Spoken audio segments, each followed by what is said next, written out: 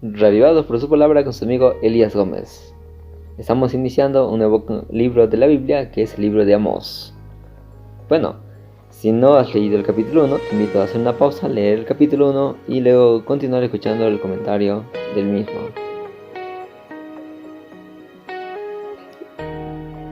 Amós inicia diciendo así: palabra de Amós, uno de los pastores de Tecoa. Amós era un pastor de oveja, uno de la clase social baja, no por el hecho de que un pastor sea pobre, sino en el caso de Amós sí lo era. Él vivía en Tecoa. Tecoa era un lugar a 8 kilómetros cerca de Belén, donde Jesús nació.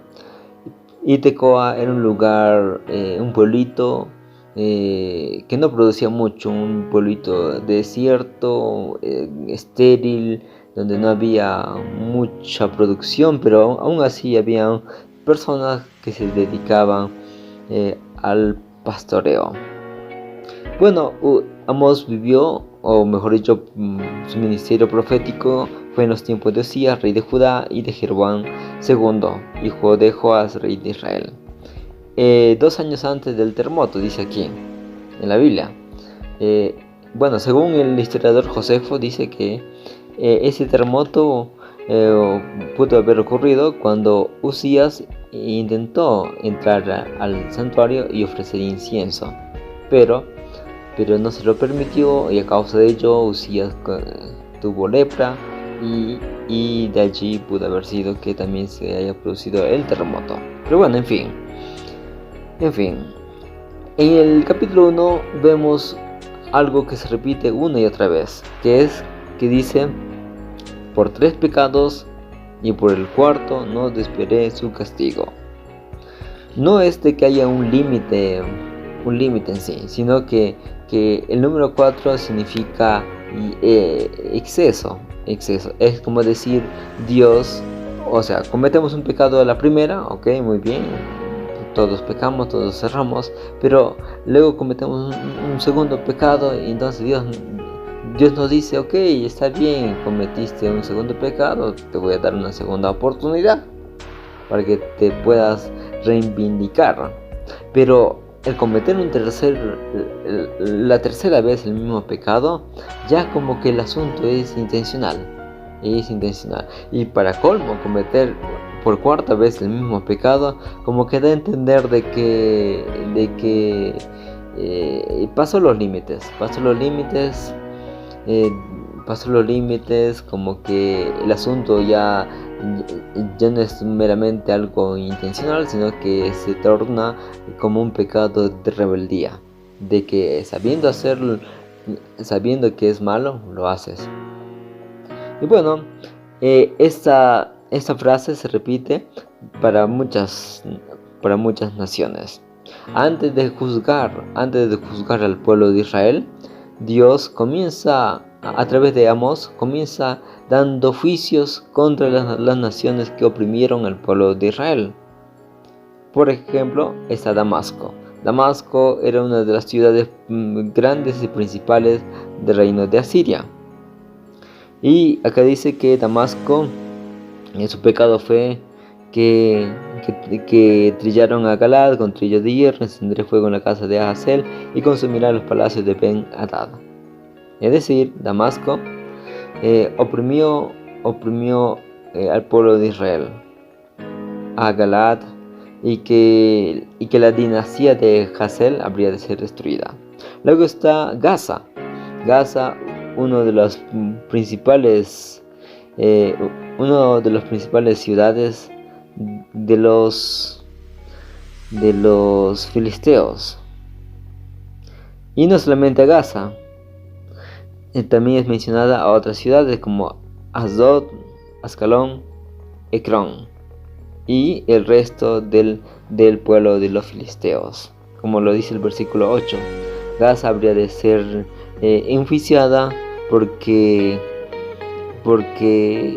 ayudó a que el pueblo de Israel pudiera caer en manos de Edom, el enemigo del pueblo de Israel.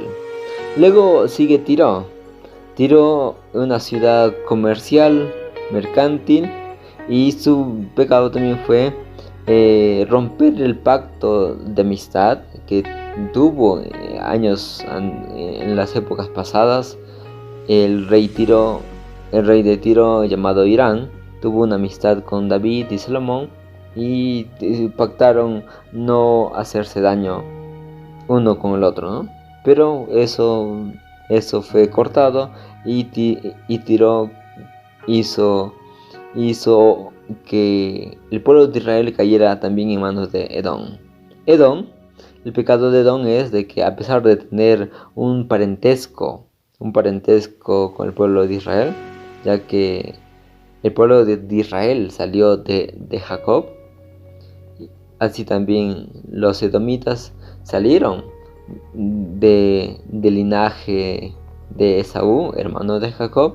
Pero a pesar de ser hermanos, hubo una contienda que duró mucho tiempo.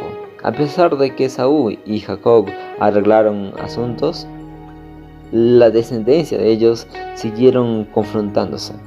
Es por eso que dice aquí que no defiere su castigo, porque persiguió a espada a su hermano. Luego, después de mencionar a Edom, Dios comienza a dar juicios contra 3 naciones antes de hablar de forma como un clímax, hablar del juicio de Israel. Esto es el juicio contra Amón, el juicio contra Moab, el juicio contra Judá, y luego el clímax, el juicio contra Israel. Pero eso ya lo veremos en el siguiente capítulo. Lo que podemos sacar en este capítulo, la lección que podemos sacar, es de que Dios nos puede usar para su obra, sin importar las condiciones sociales en el cual nos encontramos. Amós, siendo una persona de la clase social baja, Dios lo llamó para hacer su obra. La otra lección que podemos sacar es de que toda acción tiene un efecto, toda acción. Y eso lo hablaremos a más profundidad en el siguiente capítulo. Y bueno, como tercera lección que podemos encontrar aquí es de que Dios es paciente con nosotros, es paciente, pero a veces el ser humano abusa de la paciencia y la misericordia de Dios, y pecamos. No pecamos por ignorancia, sino pecamos porque queremos pecar, nos rebelamos contra Dios. Y eso fue lo que pasó con esas naciones. A pesar de que fueron advertidas, a pesar de que fueron anunciadas de que debieran cambiar, no lo hicieron. Pero bueno, eso también lo veremos en el siguiente capítulo, y que podamos tomar conciencia de ello. Un abrazo, que Dios te bendiga. Eso fue Reavivado por su Palabra con su amigo Elías Gómez. Un abrazo, que tengas la paz del cielo. Chao.